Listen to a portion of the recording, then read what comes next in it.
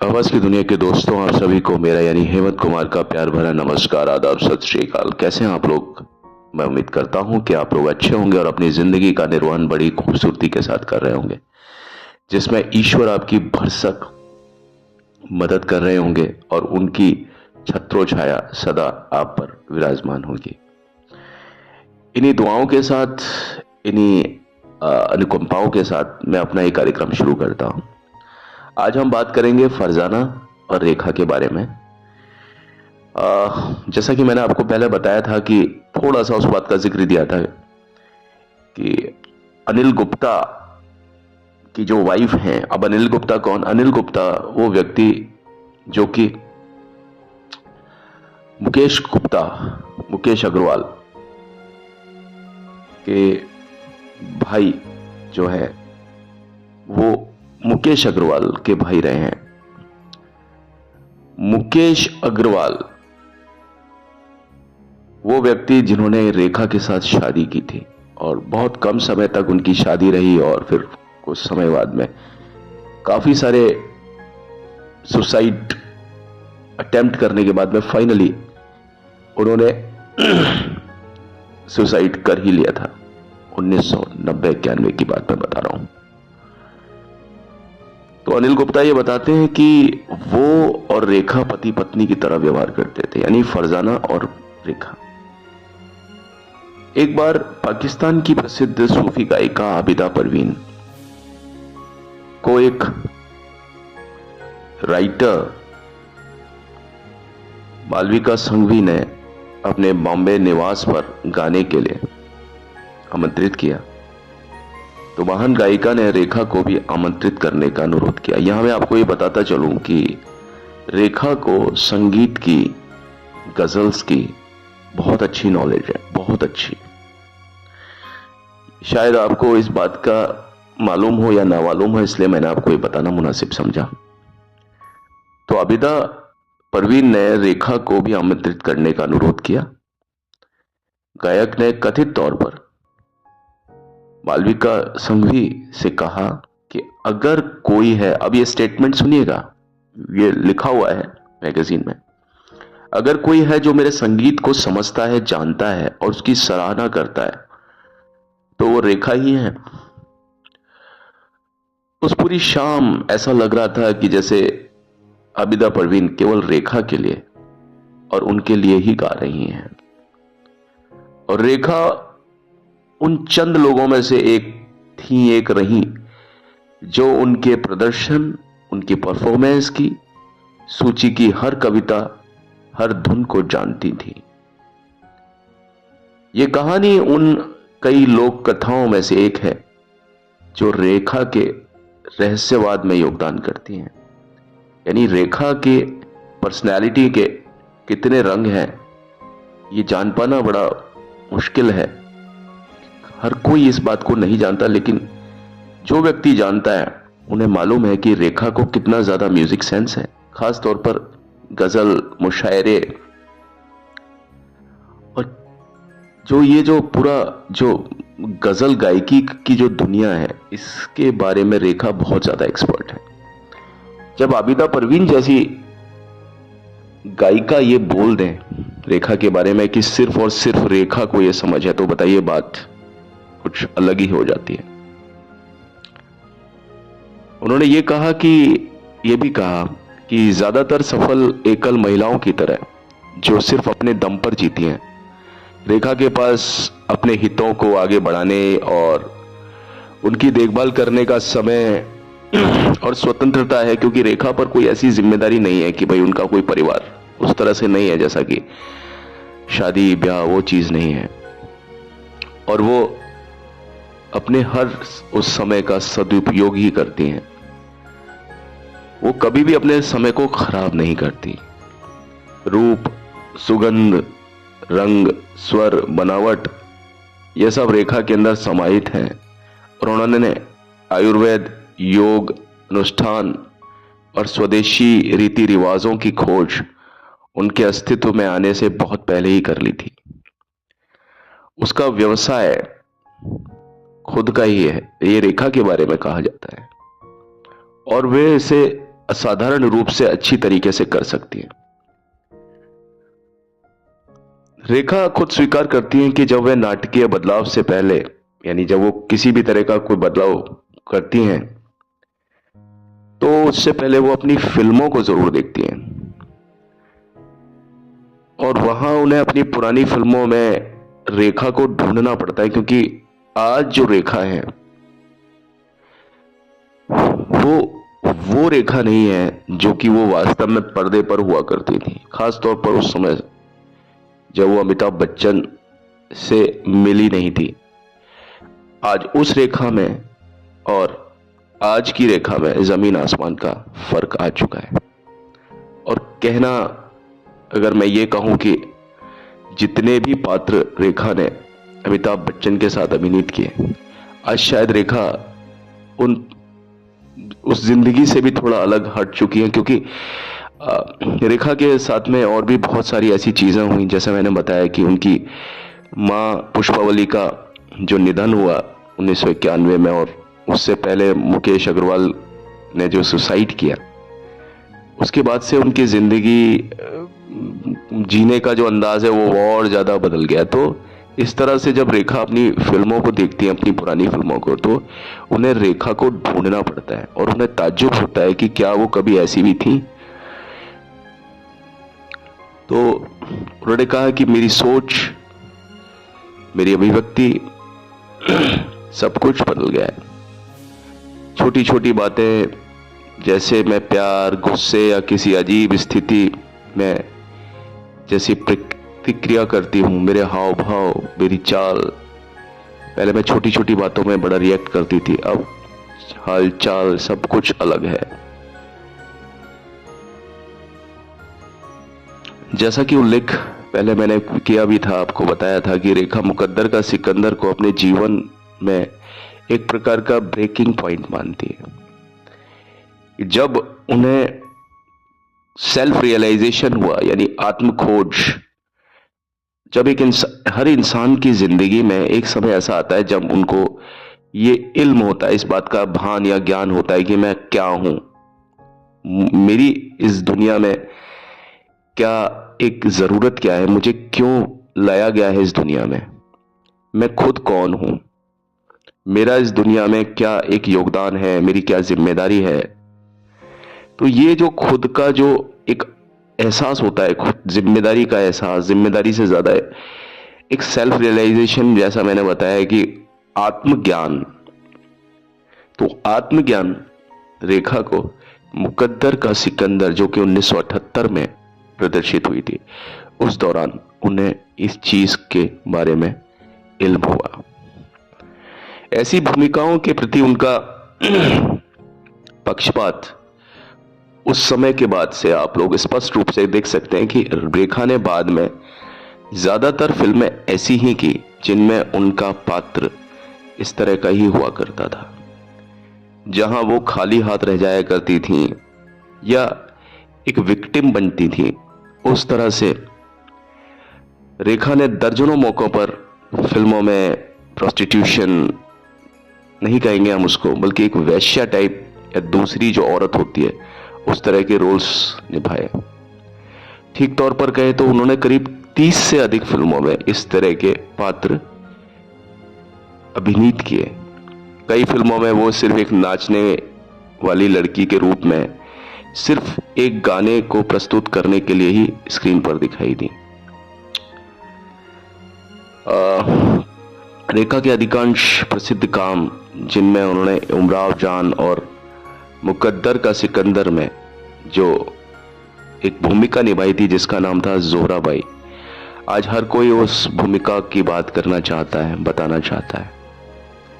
उसमें उन्होंने एक वेश्या, एक प्रोस्टिट्यूट की भूमिका निभाई, जो मूल रूप से एक बाहरी व्यक्ति है। अगर हिंदी फिल्म उद्योग में ऐसी भूमिकाओं के लिए कोई एक उदाहरण उससे पहले था तो वो थी मीना कुमारी। रेखा निश्चित रूप से बॉलीवुड की उन सबसे प्रसिद्ध नचनियों या नाचने वाली लड़कियों से प्रभावित हुई होंगी जिनके आधार पर उन्होंने खुद को तैयार किया। मीना कुमारी के इंतकाल के बाद उन्होंने उनके मेकअप जो मशहूर रहे हैं, मशहूर मेकअप मैन, उनको अपने साथ में रखा और मीना कुमारी के मेकअप मैन ही बाद में रेखा के मेकअप मैन हो गए।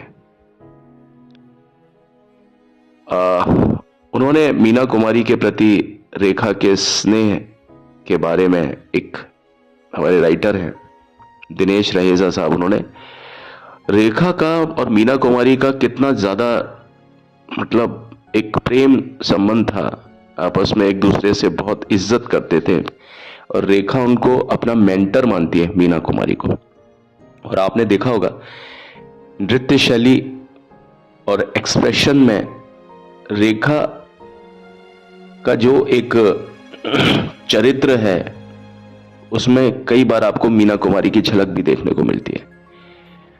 तो रेखा अक्सर मीना कुमारी के घर जाती थी जब मीना कुमारी का इंतकाल नहीं हुआ था, और उनकी दोस्त योगिता बाली भी थी। योगिता बाली जो कि अपने देखते हैं उनको मिथुन चक्रवर्ती की जो इस समय वाइफ है, कभी किशोर कुमार की वाइफ थी, उनकी बात कर रहा हूं मैं, योगिता बाली। तो मीना कुमारी को योगिता बाली भी जानती थी और मीना कुमारी को रेखा भी जानती थी। आपस में वो तीनों एक दूसरे को जानती थी, ऐसा कह सकते हैं। ऐसी एक मुलाकात के दौरान रेखा ने मीना कुमारी से पूछते हैं ना हम लोग मजाक में, मीना जी मुझे यह जानने की बहुत ज्यादा उत्सुकता है, ललक है कि आप किससे ज्यादा पसंद करती हैं, आप मुझे ज्यादा पसंद करती हैं या योगिता को। इस पर मीना कुमारी की प्रतिक्रिया थी कि योगिता है ना, वो मीठी है, वो स्वीट है, और तुम हो ना वो नमकीन हो, और नमकीन का जायका हमेशा ज्यादा देर तक रहता है। ये था मीना कुमारी जी का जवाब। हॉलीवुड की दिग्गज अभिनेत्री सोफिया लोरेन रेखा के आदर्शों में से एक थी, यानी सोफिया लोरेन को भी रेखा बहुत ज्यादा मानती थी और अपना आदर्श जानती थी और आज भी जानती है। और समझिए कि आपका कोई व्यक्ति आदर्श तब होता है जब आपकी जिंदगी किसी न किसी प्रकार से उससे मिलती है। तो इन सोफिया लोरेन और रेखा की जिंदगी में बहुत कुछ समान है। वो समानता इस प्रकार है जैसे कि दोनों को ही नाटकीय शारीरिक परिवर्तनों से गुजरना पड़ा। यानी पहले सोफिया लोरेन का जो फिगर था वो भी रेखा की तरह ही था, मोटा थुलथुला। उसके बाद में इन्होंने जो अपने शरीर पर काम किया, जो ट्रांसफॉर्मेशन किया, जो काया जो इनकी बाहर निकल करके आई, वो एक जैसा ही उनमें ट्रांसफॉर्मेशन था। और ये ट्रांसफॉर्मेशन खुद ब खुद नहीं हुआ, इन्होंने बहुत अथक और जी तोड़ जानलेवा प्रयास किए थे, तब जाकर के वो रिजल्ट इनके सामने आया। फिल्म उद्योग में भाषा की बाधाओं को दूर दोनों ने ही किया। इन लोगों की अपनी भाषाओं पर पकड़ नहीं थी। रेखा को की डायलॉग डिलीवरी बहुत खराब थी, लेकिन आपने देखा होगा बाद में जाकर के इतने अच्छे, मेरे ख्याल में जो संवाद अदायगी अगर किसी से सीखनी हो तो रेखा से सीखो। उन्होंने कई एक्ट्रेसेस पर अपनी आवाज को दिया डबिंग के तौर पर। मैं सबसे पहले उस पर श्रीदेवी का नाम लेना चाहूंगा। श्रीदेवी की अधिकांश फिल्मों में रेखा ने अपनी आवाज को डब किया है और वे सेक्स सिंबल और पिनअप बन गई। अपने ग्लैमर और प्रसिद्धि के बावजूद इन दोनों ही अभिनेत्रियों ने, एक हॉलीवुड की यानी सोफिया लोरेन और एक बॉलीवुड रेखा, इन दोनों ने ही आवश्यक रूप से अपनी जड़ों के प्रति वफादार रहे। लोरेन ने अपनी जो इटालियन मूवीज थी उनको करना जारी रखा और नेपल्स का जो अपना एक लहजा था उसको भी कभी नहीं छोड़ा। रेखा ने अपनी कांजीवरम साड़ी, सोने के आभूषण, बालों में मोगरा वाला लुक कभी भी नहीं छोड़ा। दोनों कुछ खास लोगों के प्रति आसक्त रही, यानी कुछ लोगों के लिए इनकी दीवानगी ताउम्र रही। इस तरह की हम सनक कह सकते हैं उनमें, जिनके कारण उनकी पूरी पर्सनैलिटी में ही एक परिवर्तन आ गया। जो परिवर्तन आप आज देखते हैं वो इस तरह से भी उनकी जिंदगी में रहा।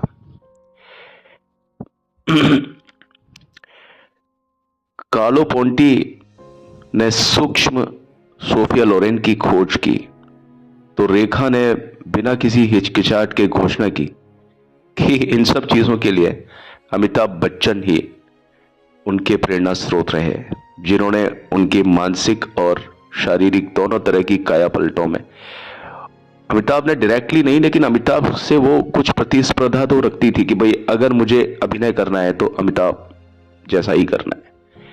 तो इस प्रकार अमिताभ बच्चन उनकी प्रेरणा स्रोत हमेशा रहे। उनके कथित अफेयर्स के पीछे का सच जो भी हो, कोई भी अमिताभ बच्चन के बारे में सोचे बिना रेखा की कल्पना कर ही नहीं सकता। अमिताभ बच्चन की जीवनी जिसके बारे में मैंने बताया, तो उसको लिखा था सुष्मिता दासगुप्ता ने। उनका मानना है कि अमिताभ को पहले दिन से ही पता था कि वो रेखा को लेकर गंभीर नहीं है। इसके अलावा अमिताभ बच्चन बहुत ज्यादा वर्ग जागरूक भी हैं। इस तरह की बात भी रही उनके बीच। विस्तार से बताती हैं कि जैसे जैसे ऋषिकेश मुखर्जी का एक स्कूल हुआ करता था, यानी उनका जो होता था ना मेकिंग ऑफ फिल्म्स, ऋषिकेश का एक टेक्निक दूसरा हुआ करता था। Making of films by Rishikesh Mukherjee is totally different than that of the other directors school. तो एक समय वो था जब अमिताभ बच्चन ऋषिकेश मुखर्जी के स्कूल का एक हिस्सा हुआ करते थे। उस टाइप की एक्टिंग जैसे आपने देखा आनंद हुआ, उनकी एक्टिंग जैसे नमक हराम, धीरे धीरे करके वो उस तरह के स्कूल से दूर चले गए और तब जया उनकी फिल्मों की पसंद से परेशान हो गई। और जिस तरह से वो धीरे धीरे अलग टाइप की फिल्मों में शामिल होते जा रहे थे, यानी जया क्यों परेशान हो गई, क्योंकि जया थी ना, जया बच्चन है या थी, वो ऋषिकेश मुखर्जी के स्कूल से आती थी। यानी उनकी जो फिल्मों में जो अभिनय था ना जया बच्चन का, वो ऋषिकेश मुखर्जी टाइप की जो फिल्मों का अभिनय हुआ करता था। जैसे आपने देखी बावर्ची, कोशिश, आप देखिए गुड्डी, है ना, मिली, अभिमान, अभिमान में तो अभी अमिताभ बच्चन भी थे। तो ये जो थी ना ये फिल्में जया बच्चन को सूट करती थी और इन्हीं स्कूलों का एक विद्यार्थी हुआ करते थे, इन्हीं इंस्टीट्यूशन के निकले हुए विद्यार्थी थे अमिताभ बच्चन। लेकिन जब अमिताभ बच्चन इस तरह की फिल्मों से दूर हो गए और बाद में उन्होंने प्रकाश मेहरा और ये फिल्में जब आई उनकी शोले और एंग्री यंग मैन वाले जब वो लुक में आ गए, है ना, जंजीर, दीवार, शोले, उसके बाद में आप देखिए फिर तो लाइन ही लग गई अमिताभ बच्चन की। और ये जो स्तर था ये बिल्कुल ऋषिकेश मुखर्जी की फिल्मों से एकदम उल्टा स्तर था। जब अमिताभ बच्चन इस तरह से जब एक अवतार के रूप में एंग्री यंग मैन वाले रोल में आ गए, तब यहां से रेखा अमिताभ के साथ हो गई, क्योंकि रेखा भी फिर इस तरह की फिल्मों का हिस्सा थी। तो इस तरह से जया बच्चन को यह परेशानी हुई जिंदगी भर। जया बच्चन का मानना है कि अगर अमिताभ बच्चन ऋषिकेश मुखर्जी की जो फिल्म पद्धति होती है उसकी फिल्मों में ही काम करते, उस वैसी फिल्मों में ही, तो कभी भी रेखा नाम की ट्रेजेडी जया की जिंदगी में कभी नहीं आती। ये बात सच भी है, हम भी इस बात को समझते हैं, मानते हैं, और आप भी शायद इस बात को गौर करेंगे। इस तरह का तो कुछ रहा वास्तव में। और समय के साथ लोगों ने रेखा में अमिताभ का एक स्त्री अवतार भी देखा। जैसे मैं कई बार बताता हूं आपको कि रेखा अमिताभ का ट्रू कॉपी है। लेकिन फर्क क्या है, अमिताभ आदमी है और रेखा औरत है। वास्तव में जिस तरह से उन्होंने अपनी फिल्म खूबसूरत, उमराव जान, फूल भले अंगारे फिल्मों में जैसे खुद को पेश किया, आवाज में जो उन्होंने मॉड्यूलेशन रखा अलग अलग पॉइंट पर, अमिताभ बच्चन का भी यही एक टेक्निक है, यही तरीका अमिताभ बच्चन का भी है। तो अमिताभ बच्चन का प्रभाव पूरी तरीके से नजर आता है रेखा के शख्सियत पर। अब इसके बीच में फरजाना का भी क्या एंगल रहा, ये मैं आपको बताऊंगा कल अपने इसी एपिसोड में। थोड़ी लंबी चलेगी हमारी, जिसके बारे में रेखा ने कई जगह पर थोड़ा इशारा भी दिया है हमें। वही चीज की फिजिकल इशारे जो होते हैं ना, कि आपके हाव भाव से क्या लगता है, वो लोगों के कयास होते हैं, लेकिन आप अपनी जुबान से कभी एक्सेप्ट नहीं करते ना किसी बात को। जब आप अपनी जुबान से जब किसी बात को स्वीकारते हैं, उस चीज को सच्चा माना जाता है, उस चीज को सत्य माना जाता है, वरना कयास तो साफ कयास है। तो फरजाना के साथ में क्या रिश्ता रहा, क्या वास्ता रहा, क्या वो सिर्फ कयास थे, या कभी रेखा ने इस बात को अपने मुख से भी, अपने स्टेटमेंट से भी कभी इस बात को जाहिर किया, कल हम अपने इस एपिसोड का विस्तार अपनी बातों से उस अंदाज में करेंगे। चलिए अभी तो चलता हूं, लौट के मिलता हूं इस वादे के साथ कि कल आपकी सेवा में नियत समय पर हाजिर होता हूं।